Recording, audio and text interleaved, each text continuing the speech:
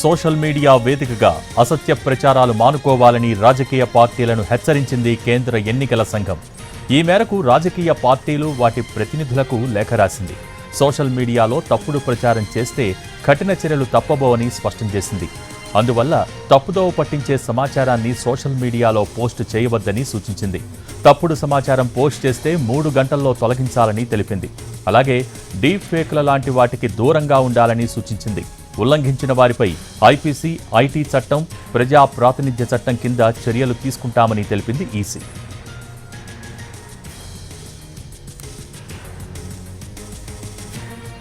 Social media వేదికగా అసత్య ప్రచారాలు మానుకోవాలని రాజకీయ పార్టీలను హెచ్చరించింది కేంద్ర ఎన్నికల సంఘం. ఈ మేరకు రాజకీయ పార్టీలు వాటి ప్రతినిధులకు లేఖ రాసింది. దీనికి సంబంధించి పూర్తి సమాచారం ఢిల్లీ నుంచి మా ప్రతినిధి ప్రసాద్ అందించడానికి సిద్ధంగా ఉన్నారు. ప్రసాద్, సోషల్ మీడియా వేదికల ద్వారా ఇచ్చేటువంటి సమాచారం చాలా నైతికతతో కూడుకొని ఉండాలి. అదేవిధంగా ఎలాంటి అసత్య అబద్ధ ప్రచారాలను చేయడానికి వీల్లేదన్న అంశాన్ని ప్రస్తావిస్తూ ఎవరైతే రాజకీయ పార్టీల ప్రతినిధులు చేస్తున్నారో వారిని గుర్తించి వారికి ఒక హెచ్చరికగా కూడా పార్టీ అంతర్గతంగా ఇవ్వాలన్న అంశాన్ని కూడా సూచిస్తూ ఒక హెచ్చరికను జారీ చేయడం జరిగింది.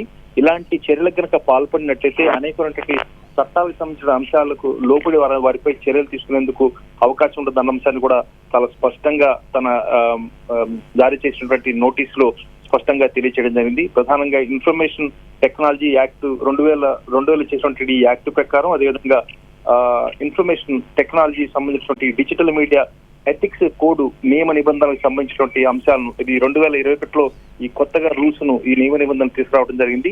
వీటిని ఆధారం చేసుకుని అదేవిధంగా ఐపీసీ 1951లో చేసినటువంటి ప్రజా ప్రాతినిధ్య చట్టంలో ఉన్నటువంటి అనేక అంశాల ఆధారంగా ఈ 2 చట్టాల ఆధారంగా కూడా అనేక చర్యలు తీసుకునేందుకు అవకాశం ఉందన్న అంశాన్ని హెచ్చరించడం జరిగింది. అదేవిధంగా చిన్నపిల్లల్ని కానీ అదేవిధంగా మహిళలను అసభ్యంగా చిత్రీకరిస్తూ సోషల్ మీడియా వేదికల ద్వారా చేసే ఎలాంటి ప్రచారాన్ని కూడా దాన్ని ఊరుకునేది లేని అంశాన్ని కూడా చాలా స్పష్టంగా నోట్లో జారీ చేయడం జరిగింది.